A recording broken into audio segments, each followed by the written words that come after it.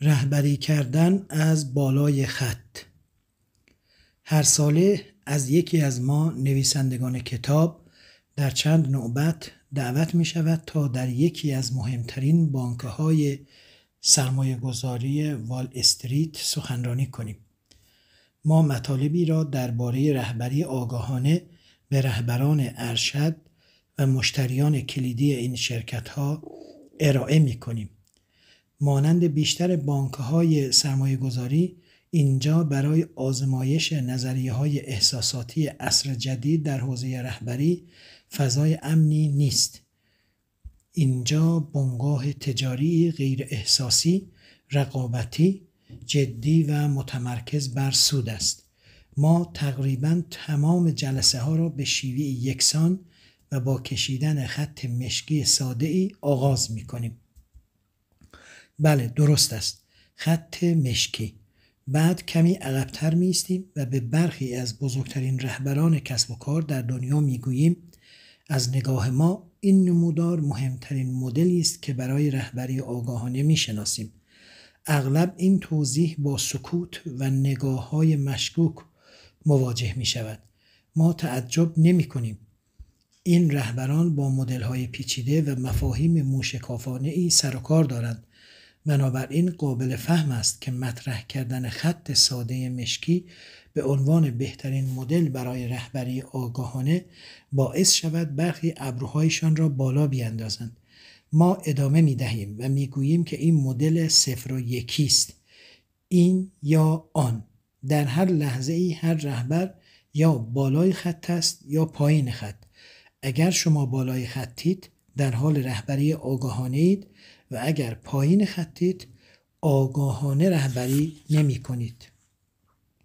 سپس توضیح می دهیم که رهبران آگاه در هر لحظه موقعیت خود را نسبت به خط می دانند. در ادامه از همه شرکت کنندگان می پرسیم که در حال حاضر بالای خطند یا پایین آن. در جمع ناکامی و سرخوردگی به وجود می آید. چرا که این گونه رهبران دلشان می خواهد که حق با آنها باشد. در واقع آنها حقوق می گیرند که حق با آنها باشد و دوست ندارند که اشتباه کنند، به خصوص در جمع و فضای عمومی. این تمرین عین رهبری در دنیای واقعی است.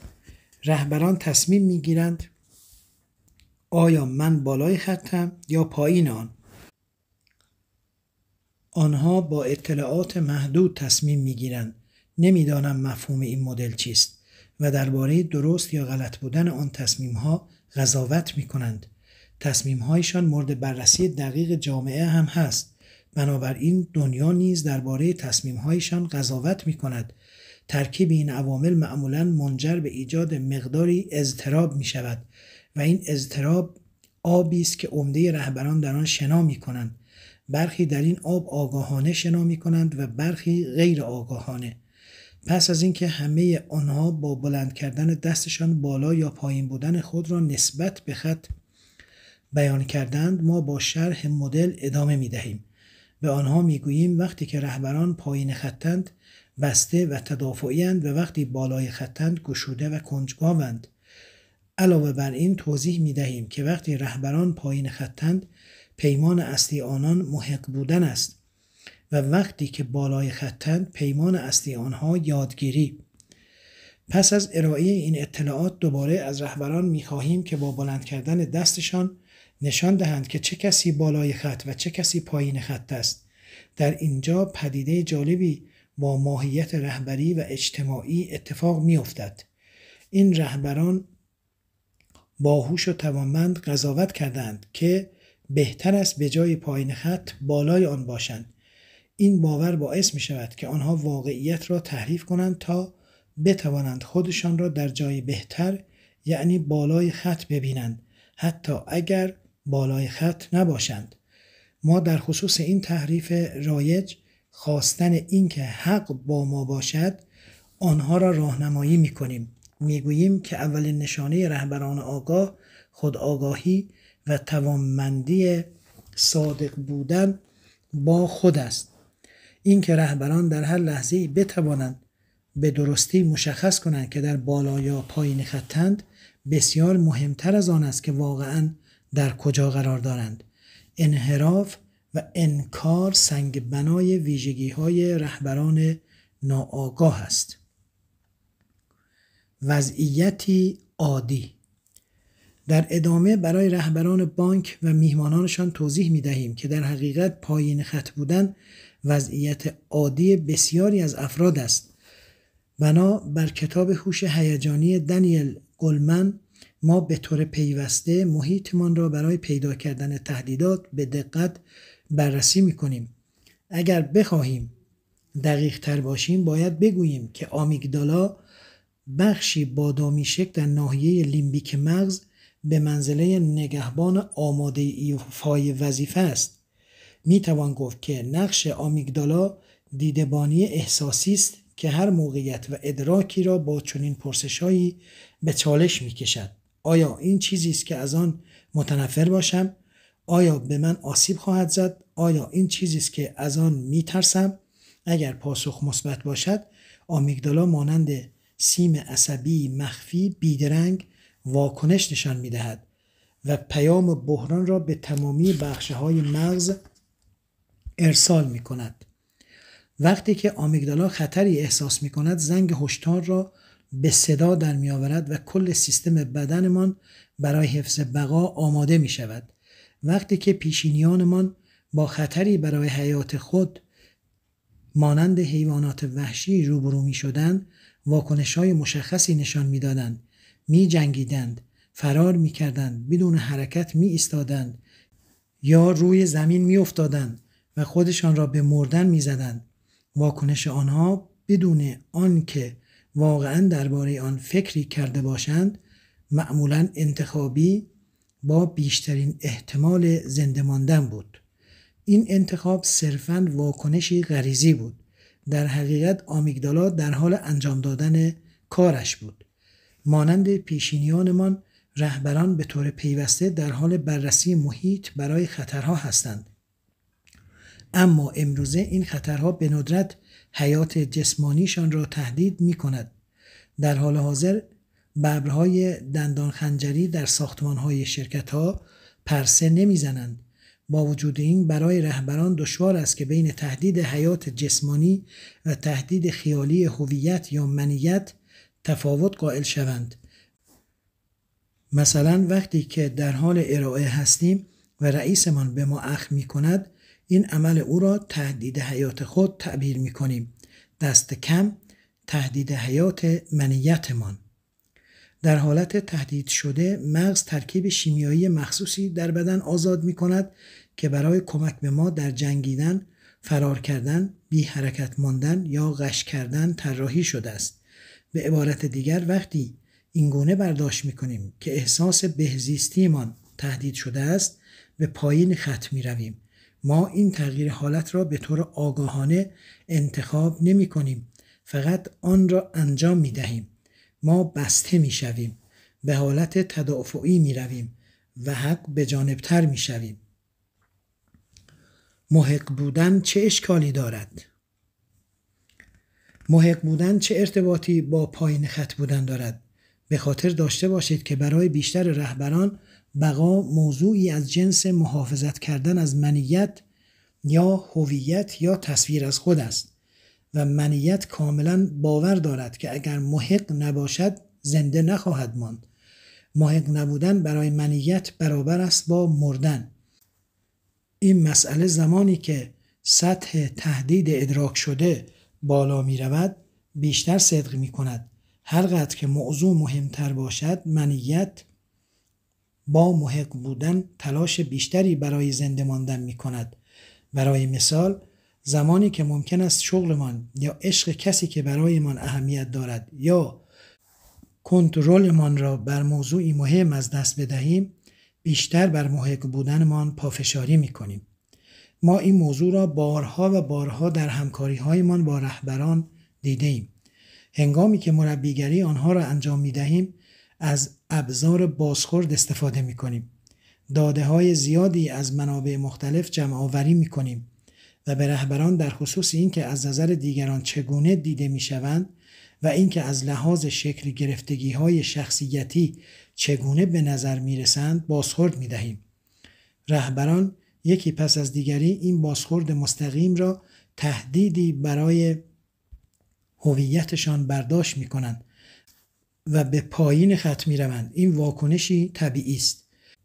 به همین دلیل است که میگوییم دانستن اینکه چه زمانی پایین خطید از پایین خط بودن اهمیت بیشتری دارد. هنگامی که رهبران پایین خطند، یعنی بسته، تدافعی و پایبند به محق بودن و زنده نگه داشتن منیت هستند و فکر می‌کنند که بالای آنند، دچار گرفتاری جدی اند. این نابینایی رهبری در دنیای شرکت‌ها فراگیر است. اما هنگامی که رهبران خودآگاهی را پرورش می‌دهند و به درستی موقعیت خود را در پایین خط شناسایی می‌کنند، امکان تغییر وضعیت را برای خود ایجاد می‌کنند که این مهارتی استادانه برای رهبری آگاه است. تغییر وضعیت یعنی حرکت کردن از بسته بودن به گشودگی، از تدافعی بودن به کنجکاوی، از تمایل به محق بودن به تمایل به یادگیری و از جنگیدن برای بقای منیت فردی به رهبری کردن از موضع امنیت و اعتماد. انتخاب برای تغییر دادن وضعیت. البته بسیاری از رهبران این سوال را از ما می کنند: چرا بالای خط بودن اینقدر مهم است؟ بر اساس تجربیات ما و احتمالاً شما، خلاقیت، نوآوری و همکاری که همگی کلیدهای حل مسئله در سطوح بالا هستند، هنگامی به خوبی اتفاق می افتند که ما در بالای خط عمل می کنیم.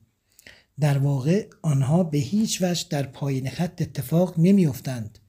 پایین خط جایی است که اگر بهزیستی جسمانی شما تهدید شده باشد و نیازمند این باشید که بجنگید، فرار کنید، بی حرکت بمانید یا بیهوش شوید، الزاماً آنجایید. در چنین موقعیتی زنده ماندن و بقا برای شما بسیار مهمتر از حل مسئله خلاقیت و همکاری است. اغلب رهبران در محیط‌هایی کار می‌کنند که در آنها حل مسئله خلاقانه برای پیروز شدن ضروری است، اما باید توجه کرد اینها صرفاً هنگامی در دست رسند که رهبران از بالای خط رهبری کنند. از اوایل دهه 1900 بر اساس پدیده‌ای که به آن اثر یرکیز دوتسون گفته می شود، دانشمندان دریافتند که برای انجام دادن فعالیت‌ها افزایش برانگیختگی تا حد مشخصی با عملکرد بیشتر همبستگی دارد و سپس با ادامه افزایش برانگیختگی عملکرد کاهش پیدا می کند. از آن زمان تا کنون این منحنی یو شکل وارونه در بسیاری از مطالعات مشاهده شده است. در مدل ما پایین خط بودن حالتی از افزایش بیش از حد برانگیختگی است. ضربان قلب زیاد، احساس اضطراب، گشادی مردمک چشم، تغییر در سرعت تنفس و افزایش سطح آدرنالین خون. در این وضعیت برخی از کارها، به ویژه آنهایی که نیاز به خلاقیت و همکاری دارد، بسیار دشوارتر می شود. هرچه برای وظایف ساده بیشتر برانگیخته شده باشید، بهتر رفتار خواهید کرد. اما بیشتر رهبرانی که مربیگری آنها را انجام می دهیم با وظایف ساده سر و کار ندارند. علاوه بر این، رهبرانی که از بالای خط رهبری می کنند شادمانی پایدار را تجربه خواهند کرد. بر اساس تحقیقات و ارزیابی‌ها، شادمانی برای سلامتی بلند مدت، دلبستگی کاری و موفقیت ضروری است. مطالعات بسیاری نشان دادند که شادمانی با سطوح پایین‌تر استرس و سلامتی جسمانی بهتر همبسته است. هزینه بالای مراقبت‌های سلامتی از موضوعات مهم و حیاتی در دنیای سازمانی است. یکی از بهترین راهکارها برای این مسئله کاهش بیماری هاست. افراد شادمان کمتر بیمار می شوند و افرادی که از بالای خط رهبری می کنند شادمانتر و سالمترند.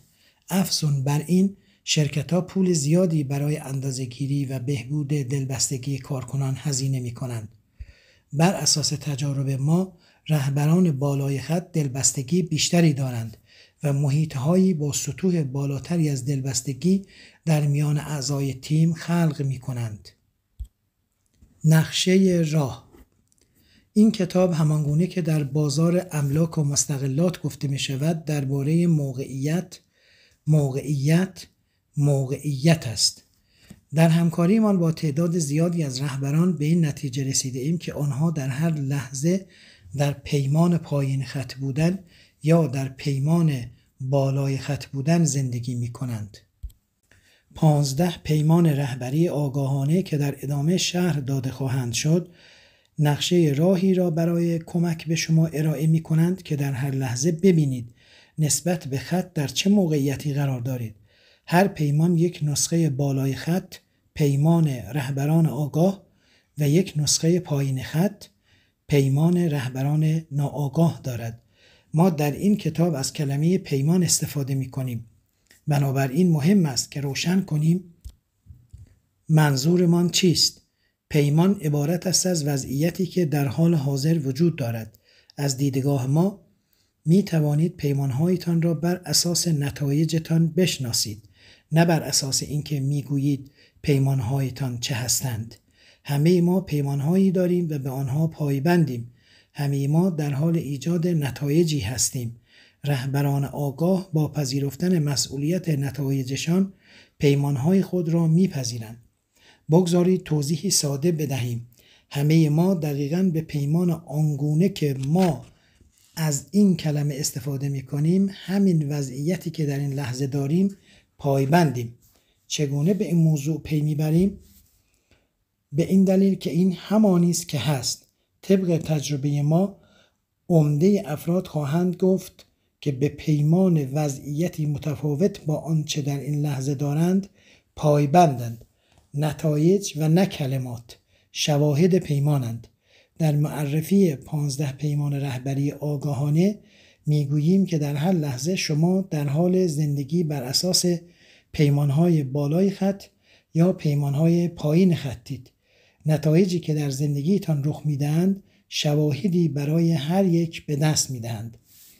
ما اشتیاق داریم به رهبران کمک کنیم تا در هر لحظه حقیقت را به خود بگویند و موقعیت خود را در بالا یا پایین خط پیدا کنند و سپس اگر تمایل داشتند به حالتهای متعالی‌تر رهبری آگاهانه تغییر وضعیت دهند. ما تغییر وضعیت‌های زیادی را پیشنهاد خواهیم داد که نشان دادن تأثیر عمیق در رهبران و سازمان‌هایشان می‌گذارد. محتوا در مقابل زمینه.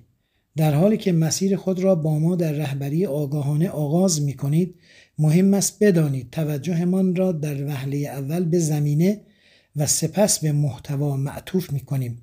از دیدگاه ما تمام زندگی به مانند گفتگویی بزرگ در حال وقوع است. گاهی وقتها این گفتگو میان افراد وجود دارد و گاهی وقتها میان گروه‌ها و ملت‌ها. گاهی این گفتگو بین فرد و جهان هستی است و اغلب این گفتگو درون فرد و بین بخش‌های مختلف او اتفاق می‌افتد. تمامی گفتگوها دارای محتوا و زمینه اند. محتوا به این پرسش پاسخ می‌دهد در حال صحبت درباره چه هستیم؟ زمینه به این پرسش پاسخ می‌دهد درباره این محتوا چگونه در حال صحبت کردنیم. عمده رهبران و افراد بر محتوای گفتگو تمرکز می‌کنند. برای مثال خط تولید از کار افتاده است. برای راه اندازیش چه کاری می‌توانیم انجام بدهیم؟ با سرعت کافی نوآوری نمی‌کنیم. سهممان در بازار در حال کاهش است. نمره‌های دخترمان در حال افت است. برای تعطیلات می‌خواهم به منطقه توسکانی در ایتالیا بروم. همه اینها محتوا هستند. اینها موضوعاتی است که درباره آنها صحبت می‌کنیم. زمینه به این پرسش پاسخ می‌دهد که چگونه درباره این محتوا صحبت می‌کنیم، یا به عبارت دیگر از چه وضعیتی از آگاهی در حال گفتگوییم. بر اساس آنچه تاکنون بیان کرده ایم میگوییم که همه گفتگوها از بالای خط یا پایین خط انجام می شوند. می توانیم درباره خط تولید از کار افتاده از بالا یا پایین خط صحبت کنیم. می توانیم درباره سهم بازار یا نمره‌های دخترمان یا برنامه تعطیلات از بالا یا پایین خط صحبت کنیم. این پرسشی درباره زمینه است. طبق تجربه ما رهبران عالی بیشتر از محتوای صحبت به چگونگی انجام دادن گفتگوها توجه می کنند. در واقع رهبران آگاه در تمامی موقعیت‌ها این پرسش را از خود می کنند: در حال حاضر از کجا در حال گوش دادن و صحبت کردنیم؟ بالا یا پایین خط؟ برای هر یک از 15 پیمان زمینه‌های متفاوتی را مطرح می‌کنیم که در آنها هر گفتگویی ممکن است روی دهد. زمینه‌ای در پایین خط و زمینه‌ای در بالای خط. اگر رهبران به زمینه هر گفتگو توجه کنند، محتوا خودش آسان‌تر، خلاقانه‌تر و پایدارتر به نتیجه می‌رسد. 4. شیوه رهبری کردن. صحبت از بودن در بالا و پایین خط بخشی از گفتگوی گسترده تر است. گفتگوی گسترده تر درباره حالتهای آگاهی. هنگامی که درباره کارمان صحبت می کنیم، اغلب از ما می پرسند رهبری آگاهانه دقیقاً چیست؟ بگذارید با بررسی کلمات آگاه یا هوشیار شروع کنیم. اگر در خیابان میشیگان در شیکاگو در حال پیاده روی باشید و به یکی از افراد در حال گذر بگویید مدیرعامل فلان شرکت ناهوشیار است، یعنی بیهوش شده است، شنیدن این حرفها محتمل خواهد بود: وای چه اتفاق بدی، آیا افتاده و سرش به جایی خورده یا اینکه سکته قلبی کرده، الان بیمارستان است، زنده میماند. عمده افراد ناهوشیاری را با حالتی مرتبط می‌دانند که در نتیجه ضربه شدیدی به سر به وجود می‌آید. در فرهنگ واژگان ناهوشیاری این گونه تعریف شده است: تغییر چشمگیری در حالت ذهنی که به وسیله آن فرد به دیگران و سایر محرک‌های محیطی تقریباً یا به طور کامل پاسخ مناسبی نشان نمی‌دهد. این تعریف معمول تا حدودی در بحث ما مفید است. رهبران ناآگاه به دیگران و سایر محرک‌های محیطی تقریباً یا به طور کامل پاسخ مناسبی نشان نمی‌دهند. آنها واقعاً آنچه در اطرافشان در جریان است نمی‌بینند. آنها از تجربه اصیل دیگران، خودشان و زندگیشان جدا ماندند. اغلب رهبران ناآگاه را افرادی واکنشی توصیف می‌کنیم. آنها معمولاً بر اساس داستانی درباره گذشته یا آینده خیالی واکنش نشان می‌دهند و شخصیت، منیت یا ذهنیتشان کنترل را به دست می‌گیرد. آنها برای رهبری کردن بر اساس شهود خلاق آزاد نیستند و با آنچه لحظه حال از آن طلب می‌کند نیز هماهنگی ندارند.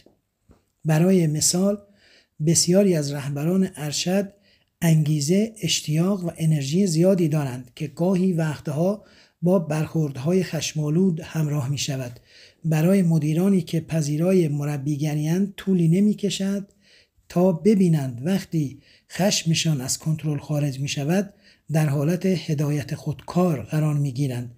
آنها به معنای واقعی کلمه نمی توانند آنچه را در حال وقوع هست ببینند. خشم کور.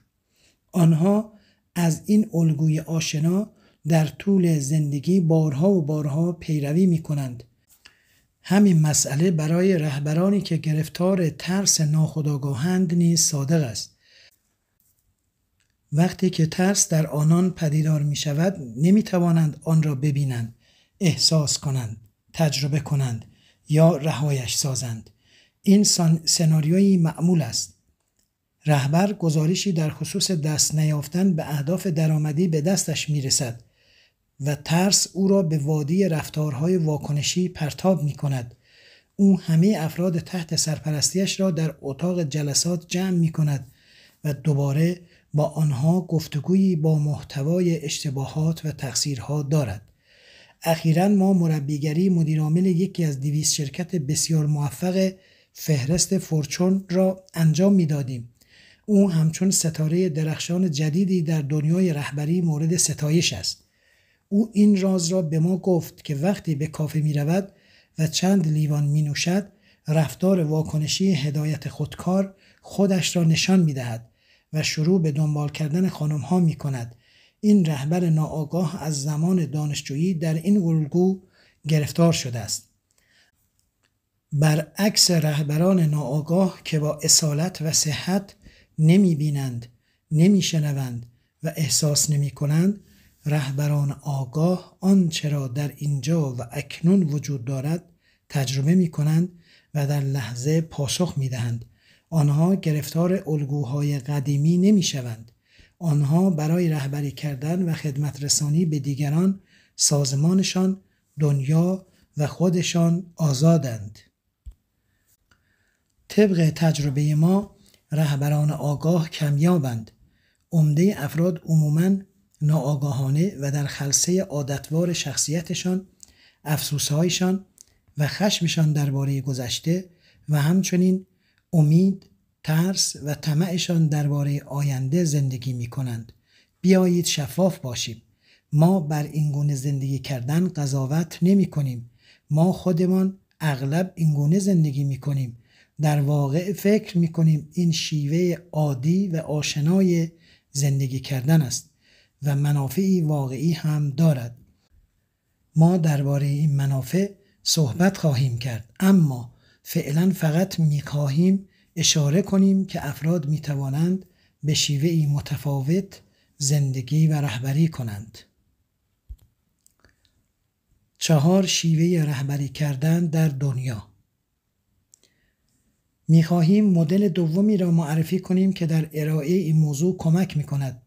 تا کنون مدل بالا و پایین خط را به شما معرفی کرده ایم. شبیه آن مدل و سایر مدل ها، مدل بعدی نیز اساساً ناقص است. چرا که هیچ مدلی نمی تواند به درستی و به دقت واقعیت را توضیح دهد، بخصوص اگر آن واقعیت درباره آگاهی انسانی باشد. همه مدل ها در واقع انحراف هایی از واقعیت دارند، همانطور که فهرست غذای رستوران با غذاهایش یکسان نیست و صرفاً نشانه‌ای از چیزی بسیار هیجان انگیزتر است. مدل ها نیز اشاره هایی به چیزهای بسیار پیچیده تر دارند. ما در سخنرانی مایکل برنارد بکویس، بنیانگذار مرکز بین المللی معنوی آگاپه، هنگامی که درباره چشمانداز زندگی صحبت میکرد با این مدل آشنا شدیم. این مدل به سرعت به دلمان نشست و متوجه شدیم که میتوانیم از آن برای تشریح آنچه در همکاریمان با رهبران مشاهده کرده ایم استفاده کنیم. ما از مدل اصلی بکویس استفاده و مفاهیم خودمان را به ساختارش اضافه کرده ایم. مدلی که در ادامه می آید نشان می دهد که 4 شیوه رهبری وجود دارد. بگذارید شفاف کنیم که این 4 شیوه بودن در دنیا از جنس وضعیت و حالتند، نه مراحل رشد و توسعه. مراحل به معنای دوره‌های متوالی و گام به گام در زندگی فرد یا سازمان است. مثلا هر فرد مراحل نوزادی، کودکی، جوانی و بزرگسالی را طی می‌کند. از سوی دیگر وضعیت‌ها متوالی نیستند. ما طبق الگوی توسعه‌ای از وضعیتی به وضعیت دیگر حرکت نمی‌کنیم، بلکه به گونه‌ای پیوسته و بی‌قاعده بین وضعیت‌های مختلف جابجا می‌شویم. وضعیت‌های بیداری، رویا دیدن و خواب بدون رؤیا را در نظر بگیرید. مردم در طول روز و شب بین این وضعیت‌ها جابجا می‌شوند. هیچ یک بهتر یا پیشرفته تر از دیگری نیست. این توضیح و شفافسازی مهمی برایمان است، چرا که هنگامی که این مدل را به رهبران ارائه می‌کنیم اغلب برداشتشان آن است که این وضعیت‌ها مراحل توسعه و رشدند، در حالی که منظور ما این نیست. در واقع حرکت از وضعیت بر من تومی به وضعیت به وسیله من بای می به وضعیت از طریق من ترو می و بازگشت به بر من ممکن است در عرض چند ساعت یا چند دقیقه اتفاق بیفتد. آگاه شدن از وضعیتمان در هر لحظه نخستین کلید تغییر وضعیت است. همانطور که پیشتر در صحبتمان درباره بالا و پایین خط مطرح شد، موقعیت یابی در این کار بسیار حیاتی است. در حال حاضر از چه موقعیت و وضعیتی در حال زندگی کردن و رهبری کردنی؟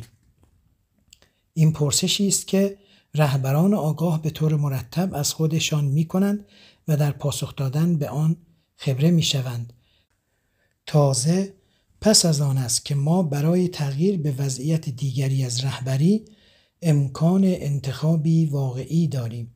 البته اگر آن انتخاب چیزی باشد که می خواهیم و کاملا تمایل به انجام دادنش داشته باشیم. رهبری کردن با شیوه بر من، تو می. وضعیت آگاهی بر من معادل پایین خط بودن است. از زاویه دید ما 95% از همه رهبران و افراد 98% از زمانشان را در این وضعیت سپری می کنند. اگر من در وضعیت آگاهی بر من باشم، خودم را تحت تأثیر می بینم. به این معنی که علت شرایطم خارج از من است. چیزها بر من اتفاق می افتند.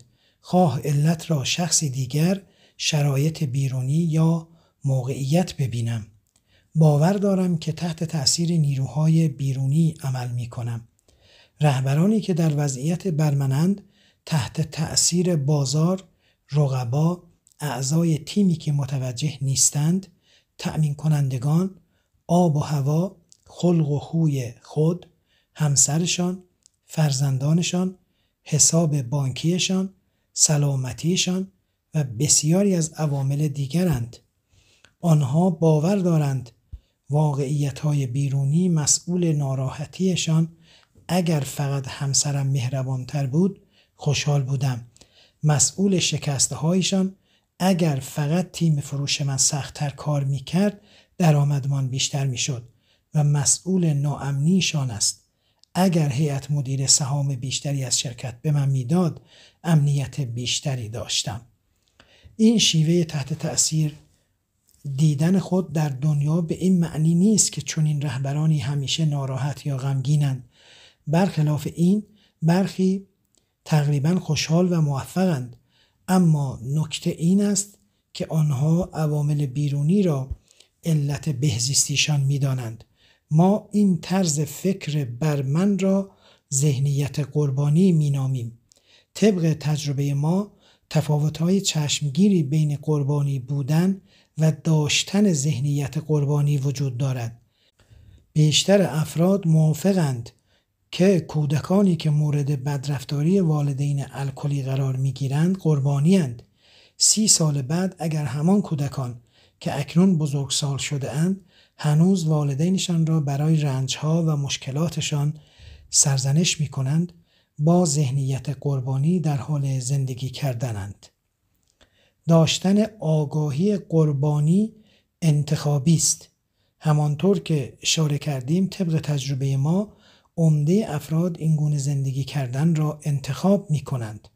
کسانی که با ذهنیت قربانی بر من زندگی می‌کنند دائما به گذشته نگاه می‌کنند تا تقصیرهای تجربیات فعلیشان را به گردن کسی یا چیزی بیاندازند.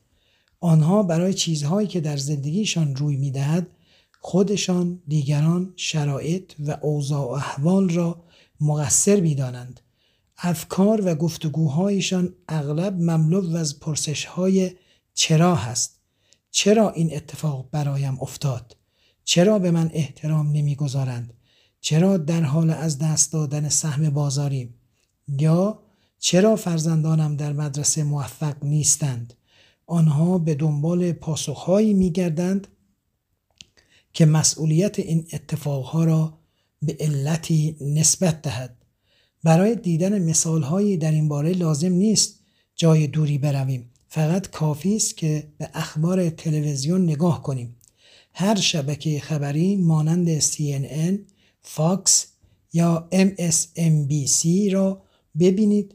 الگوی گفتگوها این است: چیزی مشکل دارد، کسی مقصر است و آن کس ما نیستیم، آنها هستند و ما حق داریم و آنها نه. البته مشخص است که همه آنها درباره آن کس یا آن چیز اتفاق نظر ندارند، اما تجربه رایج آنها در این واقعیت ریشه دارد که چیزی مشکل دارد و شخصی در بیرون مسئول است. رهبری کردن با شیوه به وسیله من by me.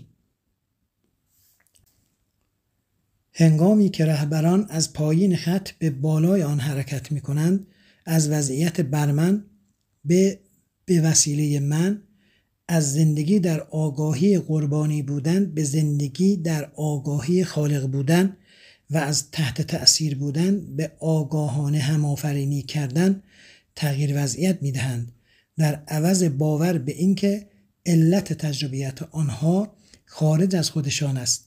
آنها باور دارند خودشان علت تجربیاتشانند. رهبران برمن فکر می کنند دنیا باید به شکل خاصی باشد و اگر این گونه نیست چیزی باید متفاوت باشد. برای مثال هوا باید گرم و آفتابی باشد، اما نیست، بنابراین هوا باید جور دیگری باشد. فرزندانم باید از من تبعیت کنند و هنگامی که نمی کنند باید جور دیگری باشند. کارکنانم باید بفهمند و اگر این گونه نیست آنها باید جور دیگری باشند. گاهی وقتها دنیا دقیقاً همان گونه است که آنها فکر می کنند باید باشد، اگرچه این اتفاق به ندرت برای رهبران برمن می افتد و زودگذر است. رهبر به وسیله من انتخاب می کند که همه چیز در دنیا را اینگونه ببیند که به بهترین شکل ممکن برای یادگیری و رشدش در حال پدیدار شدن است. هیچ چیزی نباید جور دیگری باشد. آنها چیزی را که برایشان اتفاق می افتد می بینند. ما به رهبران می گوییم زندگی مانند دانشگاهی بزرگ است و همه ما در کلاس‌هایی ثبت نام کردیم که به طور کامل برای یادگیریمان طراحی شدند. در این کلاس‌ها می توانیم یا تحت تأثیر معلم، سرفصل‌ها و سایر دانشجویان باشیم یا آگاهانه با آنها هم‌آفرینی کنیم. برای این کار رهبران کنجکاوی و یادگیری را به جای تدافعی و محق بودن انتخاب می کنند. این دو از سنگ بناهای آگاهی برمنند. رهبران به وسیله من به جای پرسیدن اینکه چرا این اتفاق برایم می افتد، پرسش‌های مانند این می کنند: از این اتفاق چه می توانم بیاموزم؟ این موقعیت چگونه برای من شکل گرفته است؟ یا من چگونه این وضعیت را ایجاد می کنم و باعث ادامه یافتنش می شوم؟ دروازه تغییر وضعیت از برمن به وسیله من مسئولیت پذیری است. در واقع آنچه به آن مسئولیت پذیری تمام و کمال می گوییم انتخاب کردن مسئولیت پذیری برای هر آنچه در زندگیمان اتفاق می افتد و رها کردن سرزنش هر کسی، خودمان، دیگران، شرایط و موقعیت‌ها و گشوده بودن از طریق کنجکاوی تا تمام چیزهایی را که زندگی می‌خواهد به ما بیاموزد یاد بگیریم. ما در پیمان اول بیشتر در این باره صحبت خواهیم کرد. رهبری کردن با شیوه از طریق من. محوریت هر دو وضعیت رهبری بر من و به وسیله من است. من مرکز آگاهیم. این بدان معنا نیست که من به افراد دیگر، موضوعات دیگر، خدا، آینده یا گذشته فکر نمی کنم، بلکه به این معناست که افکارم در این وضعیت‌ها معطوف به این است که چگونه هر چیزی به من مرتبط می شود. باز بر اساس دیدگاه ما این چیز بدی نیست، بلکه شیوه عمل کردن ذهن، منیت و هویت ماست. در این وضعیت آگاهی نمی توانیم به شیوه دیگری با دنیا تعامل کنیم. من در وضعیت برمن تحت تأثیر افراد، شرایط و موقعیت هاست. قدرتش گرفته شده است، بر محق بودن متمرکز است و در نتیجه حالت تدافعی دارد. در مقابل من در وضعیت به وسیله من با افراد، شرایط و موقعیت ها آگاهانه همآفرینی می کند، دارای قدرت است و به یادگیری علاقه دارد و بنابراین بسیار کنجکاو است.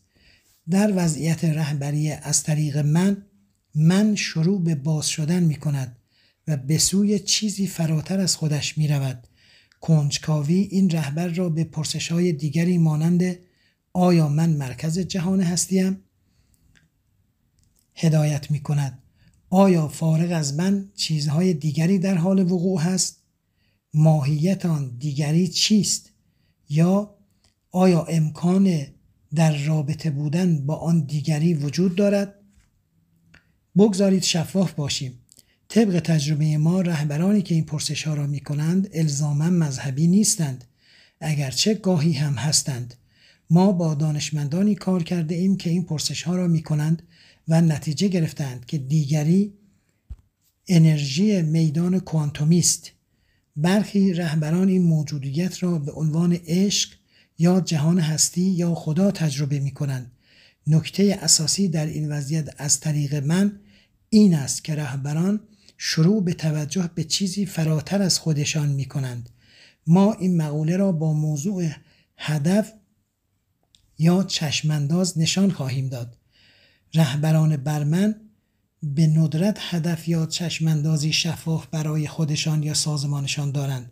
آنها ممکن است در قالب تمریناتی در زمینه استراتژی یا منابع انسانی هدف، مأموریت و چشماندازی ایجاد کرده باشند، اما در تجربیات روزانه‌شان بر اساس این هدف یا برای این هدف زندگی نمی کنند.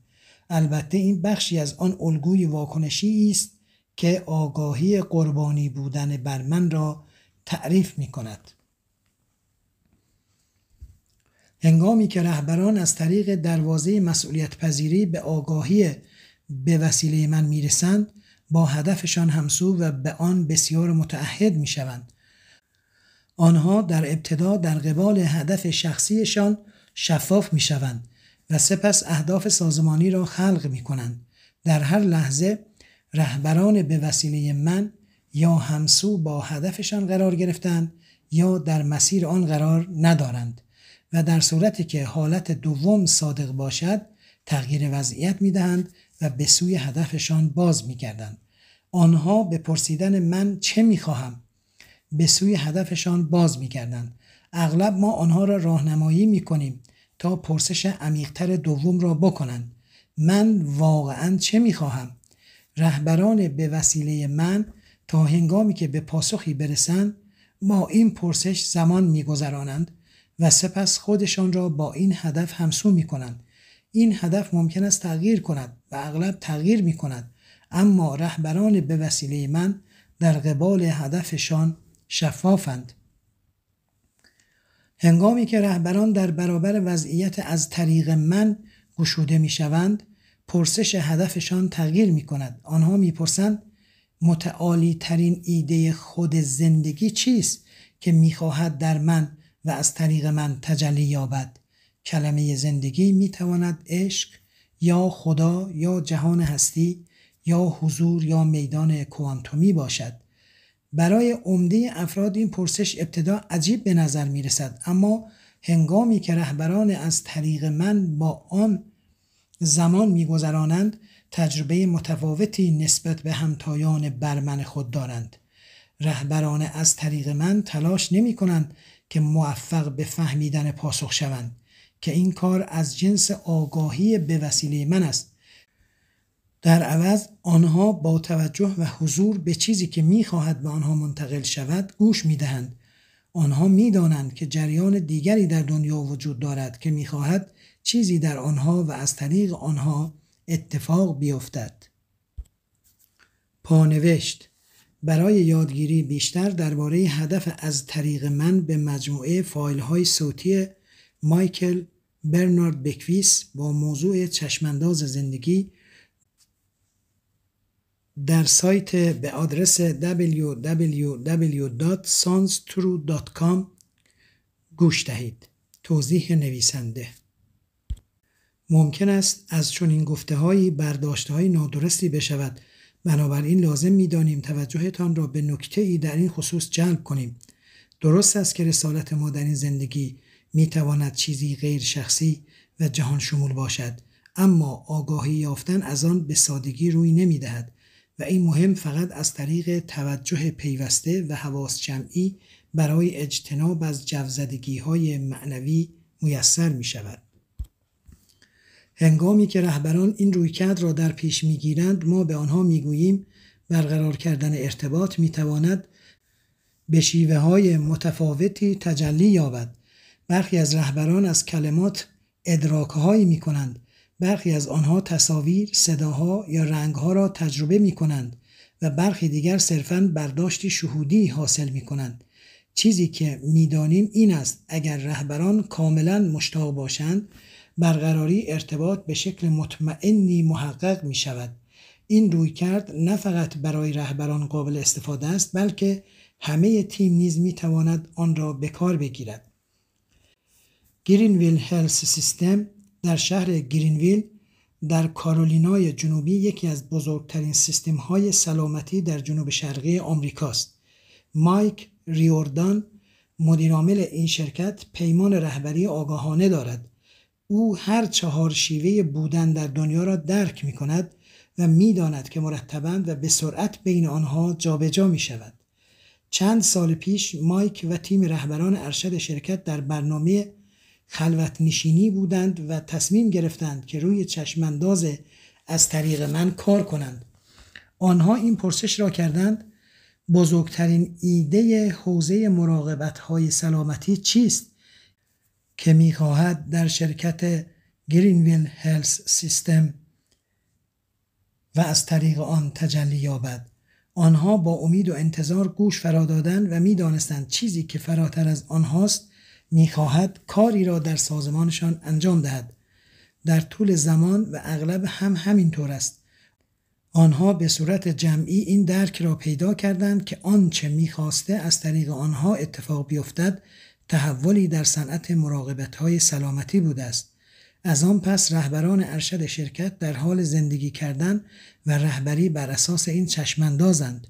آنها در خصوص اینکه متحول کردن مراقبت‌های سلامتی برای آنها چه معنایی دارد درک بسیار شفافی پیدا کردند و در حال گام برداشتن برای تحقق آنند. این مثالی تأثیرگذار است. آنها مصمم شدند که برای متحول کردن مراقبت‌های سلامتی لازم است آگاهی پزشکان را متحول کنند. آنها باید شیوه آموزش پزشکان را تغییر می‌دادند و دریافتند که برای این کار باید دانشکده پزشکی تأسیس کنند. این کار کوچکی نیست. دانشکده‌های پزشکی جدید به ندرت تأسیس می‌شوند.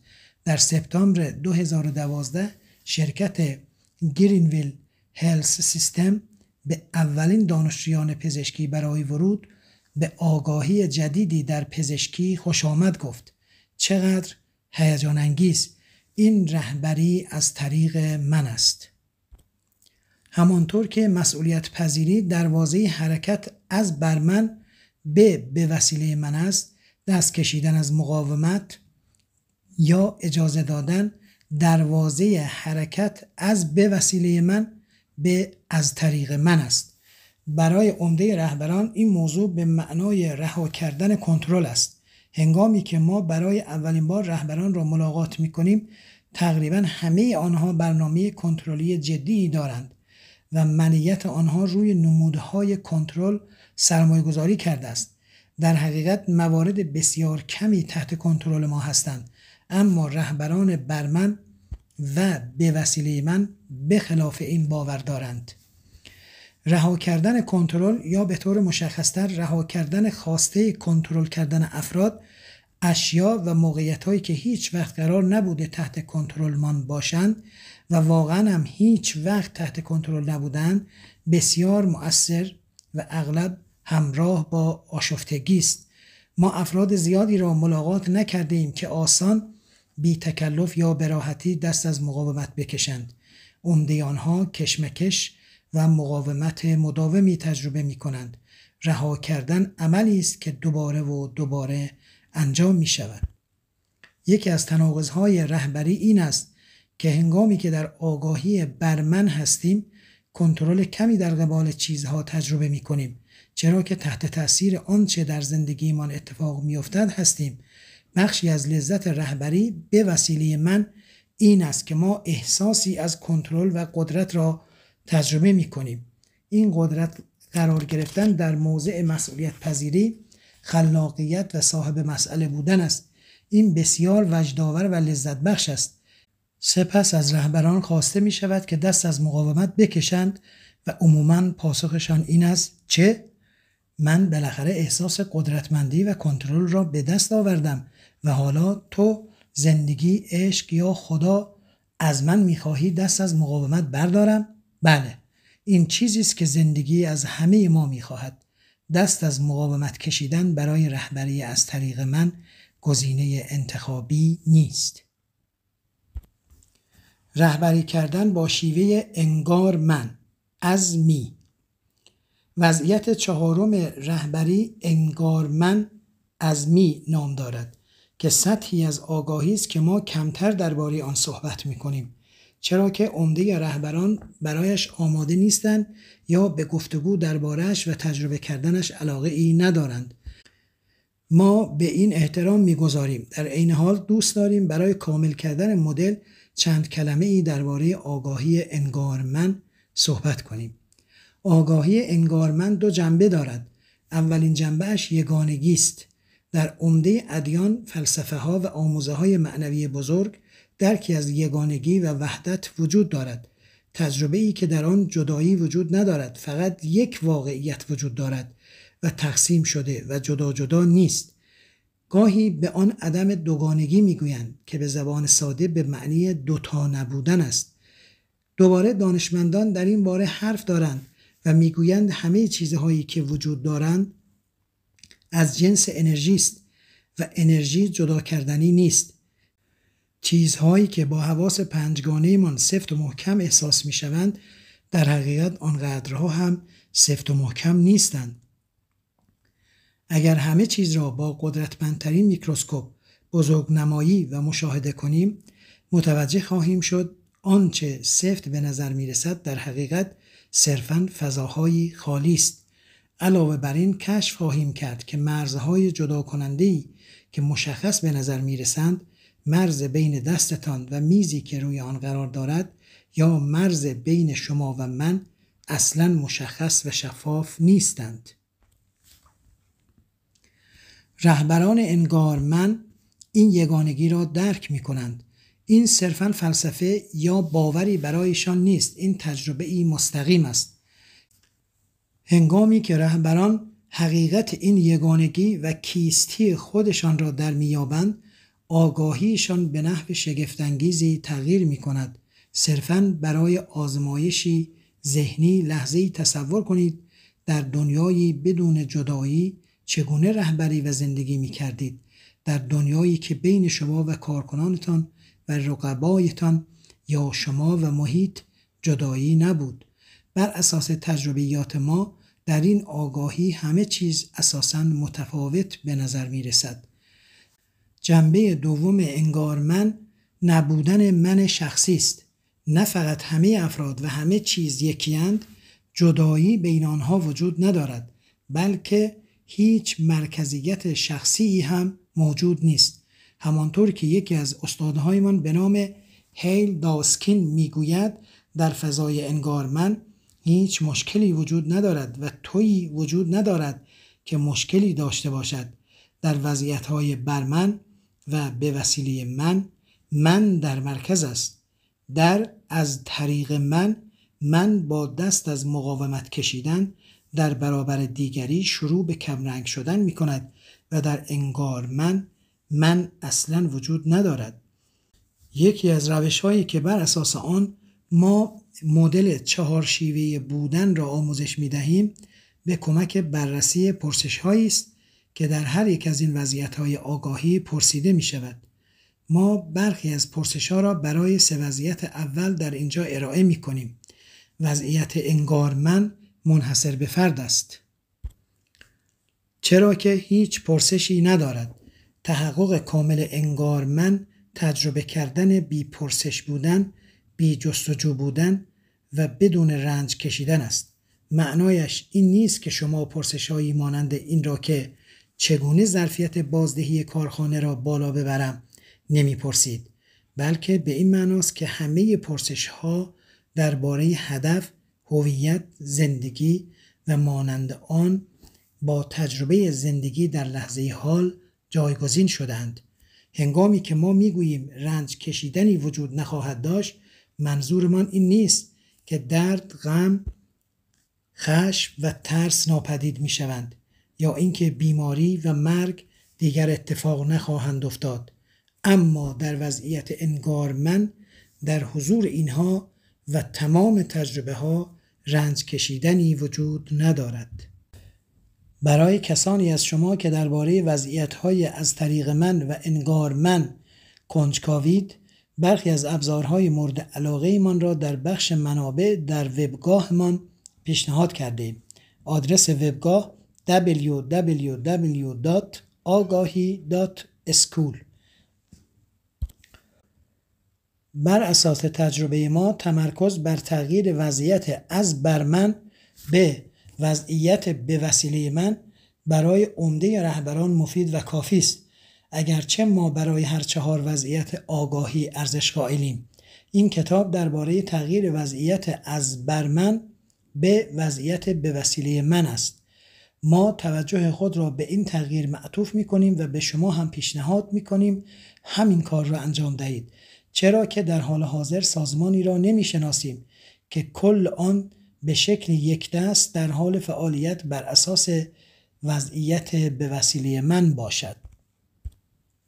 خلاصه فصل رهبری کردن از بالای خط. رهبری از یکی از این 2 موضع عمل می کند: بالای خط یا پایین خط. رهبری از بالای خط همراه با گشودگی، کنجکاوی و تعهد به یادگیری است. رهبری از پایین خط همراه با حالت تدافعی و پایبندی به محق بودن است. رهبری کردن از پایین خط اشتباه نیست و وضعیتی عادی است. رهبران آگاه هنگامی که پایین خطند متوجه می شوند و انتخاب می کنند که به بالای خط تغییر وضعیت دهند و این تمرینی همیشگی برای آنهاست. مدل 4 شیوه رهبری وضعیت‌های آگاهی را که رهبران در آنها عمل می‌کنند نشان می‌دهد: وضعیت بر من، وضعیت به وسیله من، وضعیت از طریق من و وضعیت انگار من. تمرکز بر تغییر وضعیت از رهبری بر من به رهبری به وسیله من برای بیشتر رهبران مفید و کافی است.